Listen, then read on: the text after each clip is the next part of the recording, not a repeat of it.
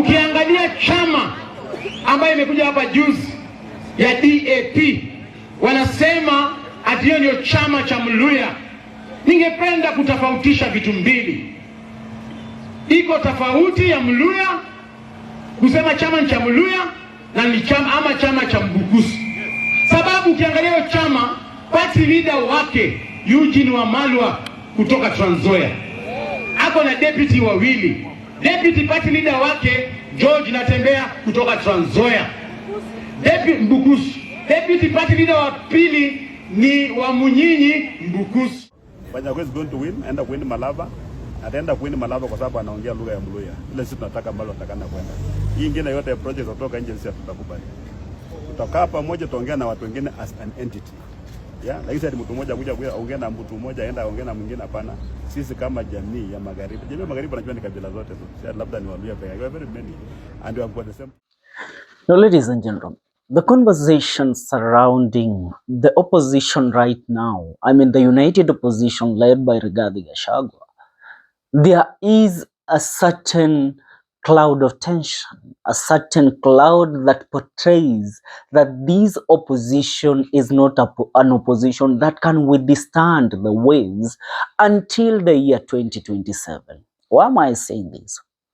We all have heard that their conversation to bring Kalonzo Musyoka into William Ruto's government, their conversation to bring in Fred Matiang'i into the Ruto's circle ahead of the 2027 general election.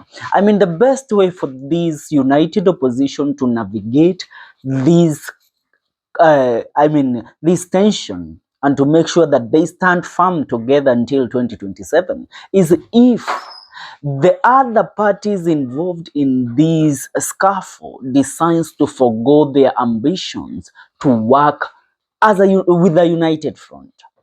But it is not happening anytime soon. Why am I saying this?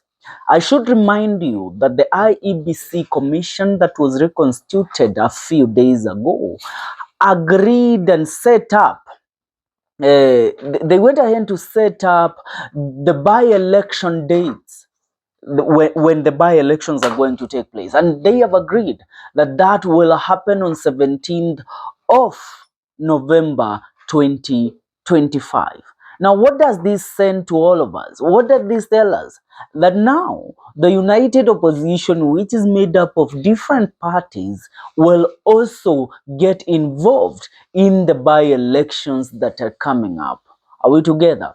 So if they don't agree on a united front, that in the areas these by-elections are going to happen, to front a single candidate, then this opposition at the end of the day will be a dead opposition. Allow me to remind you that when William Ruto was vying for the presidential seat back in the year 2021, 2020 and 2022, his litmus paper for the 2022 general election was the by-election of Kiambaa constituency.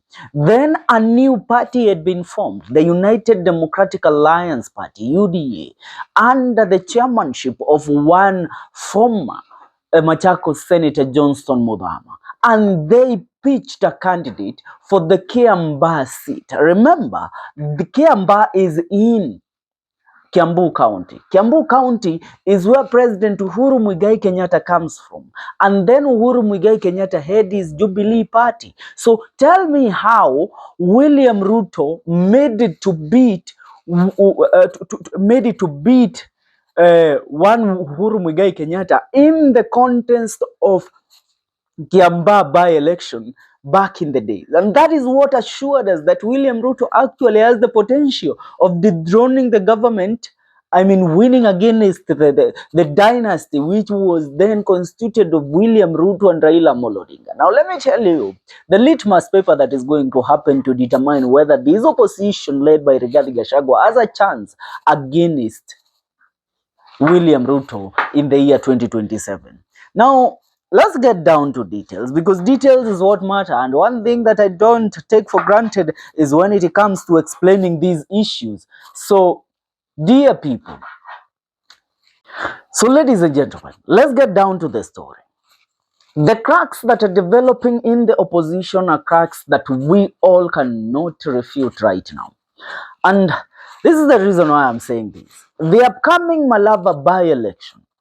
Malava by-election is one of the most contested by-elections that we are going to have in the country in the 2025 by-election. And this by-election, UDA as a candidate, and UDA under the leadership of one Farouk Kibet, they affronted the son to the late Ijendi, Ryan Ijendi, as the UDA candidate to vie for his father's position.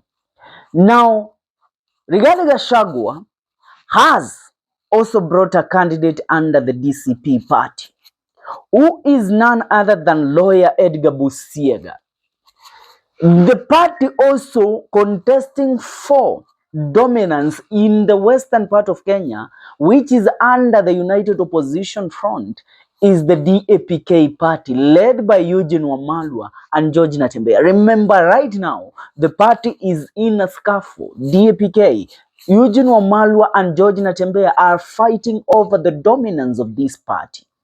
So, Dapk is bringing in Panyako as their preferred candidate for Malava by-election. Now let's get down to details.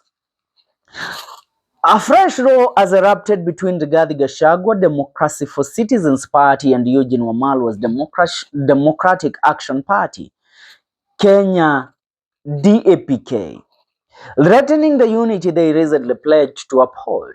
Tension flared after DCP demanded that Dapk steps down and supports its candidate Wakili Edgar Busiega in the Malava contest. DCP maintains that presenting a single opposition candidate would be a show of real unity and give them a better chance against government-backed rivals. However, Dapk insisted on staying in the race, fronting former Nurses Union boss Seth Panyako as their flag bearer. The conflict was amplified during a recent rally in Malava, where DCP officials rallied behind Busiega, highlighting his youth and professional background as a symbol of fresh leadership. The party's leadership also made it clear they were ready to fight hard for the seat, not only in Malava, but across the country. Now, DCP is targeting other by-election in regions such as Nyanza, with a strategy to position itself as a national force and not a regional party. The party says it has the backing of its National Executive Council and sufficient resources to make a strong showing.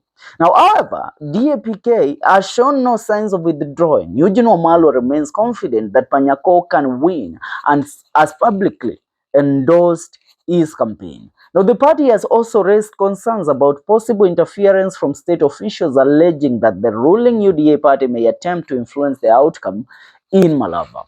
Let me tell you, when we are speaking about the Kiambaa by-election, tulikuwa tunaimba. I remember the song that time. I mean, the whole Kiambaa constituency was painted yellow by William Ruto's team. They were singing eti Nekawajiko na UDA, Nekawajiko na. I mean, yeah, that was the song, that was the tune. And I dare tell you that not that then William Ruto did not have other parties within his coalition or within his friends of circle of opposition. They were there. But they refused. I mean, they stayed aside and allowed William Ruto as the leader of the Kenya Kwanza coalition to front Kawanjiko as the aspirant for the by-elections of Kiambaa. And that is how they won the election, because of the unity they had. Now tell me, right now Gachagua is behaving like a bulldozer. He is trying I mean, how can, if Gachagua should be contesting so much for the Bere North position, because the by-election from Bere North are also going to take place. There, they want to pick a person that will replace who? The current cabinet secretary of public whatever, that is Bona Geoffrey Roko. So that is the area, the region for Rigathi Gachagua, the Mount Kenya region. But him, I mean, fronting a candidate in Malava, that is a field where Eugene Wamalwa should be given. I mean, for we to believe in Gachagua that actually this is a man that can leave something for others, that he is not a self-centered whatever that he has always portrayed himself as, wacha awaachie Dapk nafasi na aunge mkono kuchaguliwa kwa candidate wa Dapk kule Malava. That is what he can do. Right now, Ford Kenya, it's not fronting a candidate in Malava. Reason being, nani ameshawambia yule ambaye tunamuunga mkono ni Ryan Ijendi, kijana wa the late Ijendi. That is what Farouk Kibet has told the people there. And everyone within the Kenya Kwanza coalition, they are not fronting a candidate in Malava. Only Ryan Ijendi is going to vie, and with the support of the government. Now come to the opposition, where I call it a drunk opposition, because in a few days to come, mtasikia hata Kalonzo Musyoka anapeleka candidate wake wapi? Malava. Mtasikia Martha Karua na PLP yake wako na candidate Malava. And now I ask you a question, how will these people even have a united front come the year 2027 if they cannot decide on these simple by-elections? Bwana, I really try to wonder and reason with Rigathi Gachagua, but I think the greatest disease of opposition is Gachagua. Gachagua hawezi achilia. Eti venye tunasema Gachagua his support, he will rally behind somebody for the presidential seat come the year 2027. This man, if he cannot let go of an MP's by-election, how will he let go of the presidential election come the year 2027? And that's why I'm telling you, Ruto is winning big.